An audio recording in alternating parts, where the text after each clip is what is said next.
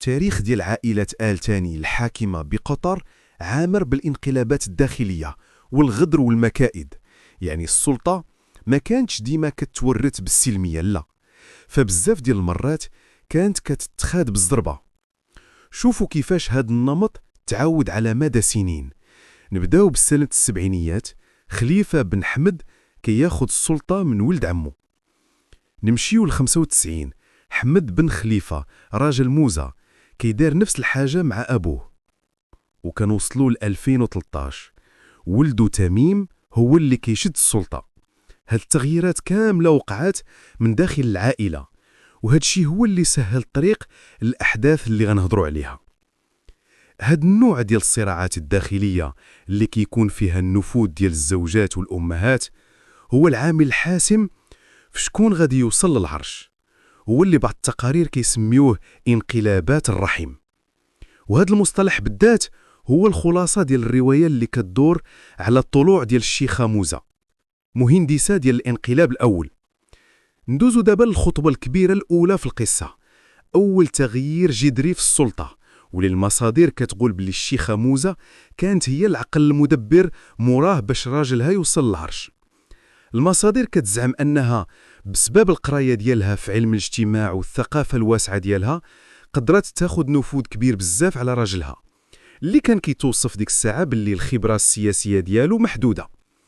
كيقولوا باللي هي اللي ولات كتفكر وتخطط من موراه، وهذا الشيء هو اللي سهل الطريق لواحد الخطوة جريئة بزاف اللي غيرات التاريخ ديال قطر.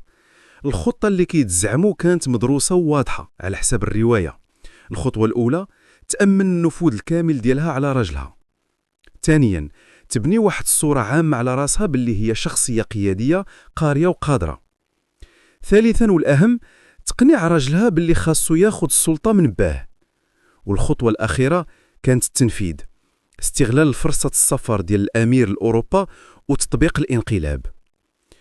ومع النجاح ديال الخطة ولات الشيخة موزة هي السيدة الأولى الفعلية في قطر. واخا راجلها ولا هو الأمير، ولكن القصة ما سالتش هنا. المصادر كتقول باللي الهدف الثاني والأساسي كان هو تأمين المستقبل ديال ولدها ويضمنوا وصوله هو للعرش.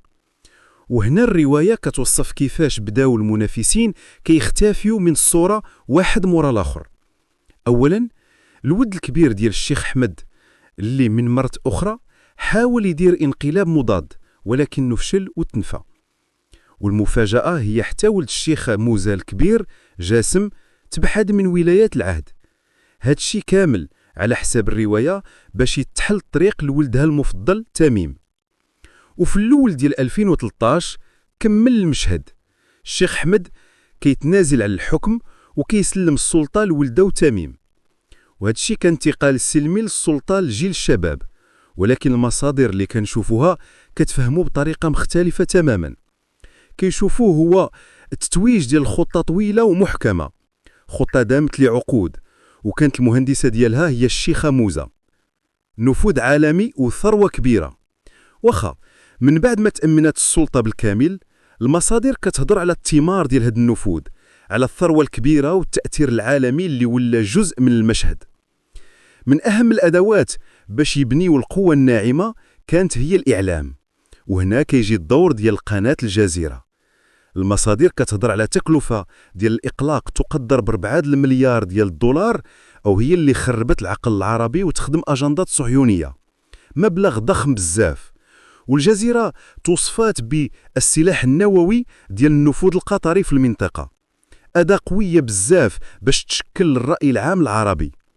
والنفوذ المالي ما وقفش غير في الإعلام طبيعة الحال، بل تمدد للعقارات العالمية. وكمثال واضح، شرا ديال فندق الريتس المشهور في لندن المبلغ 860 مليون دولار، وهذا الشيء كان غير جزء من استثمارات عقارية ضخمة في العالم كامل. وعلى المستوى الشخصي، المصادر كتعاود على نمط حياة فخم بزاف. القصر ديالها بوحدو على سبيل المثال كيتقال باللي القيمة ديالو من بعد التجديدات وصلت ل 200 مليون جنيه استرليني، ولا واحد من أغلى البيوت الخاصة في بريطانيا كلها. الصورة اللي كترسمها المصادر على نمط الحياة هذا كتشمل كل شيء، ياخوت مصممين خاصة للحفلات، أسطول من الطوموبيلات الفاخرة، حوايج ومجوهرات نادرة، وحتى فريق عمل شخصي فيه عشرات ديال الطباخة والمدربين من العالم كامل. هادشي كامل كيتوصف باللي كان رمز واضح للسلطة والثروة اللي تحققات. واخا إذا من بعد هادشي كامل، كيفاش المصادر كتشوف الشيخة موزة؟ هنا القصة كتنقسم لجوج ديال الصور، جوج ديال الصور اللي مختلفين على بعضياتهم تماما. من جهة كنشوفوا الصورة هاد الأيقونة العالمية، الرمز ديال الأناقة وعملية التجميل، بحيث كتذكر المصادر بأنها دارت تزيد من 3 العمليات التجميل باش تبان صغيرة، واللي كتدعم التعليم والأعمال الخيرية والقوة اللي ساهمت في التحديث ديال قطر. ومن الجهة الأخرى تماما كنشوفوا الصورة ديال الشخصية اللي مثيرة للجدل، المتهمة باللي هي العقل المدبر مورا جوج ديال الانقلابات، واللي كتنتقد بسبب تبذير ديال الملايير من فلوس الدولة على أسلوب حياة بازخ. وفي الآخر الرواية اللي كتقدمها المصادر كتخلينا مع هذا السؤال الكبير: واش الشيخة موزة كانت قائدة ورائدة اللي طورات بلادها، أو كانت متلاعبة سياسية بارعة عودة تشكل سلالة حاكمة باش تناسب الطموحات ديالها؟ الجواب على ما كيبان بأن هي وأبوها استطاع أنهما يقلبوا حكم قطر لصالحهم.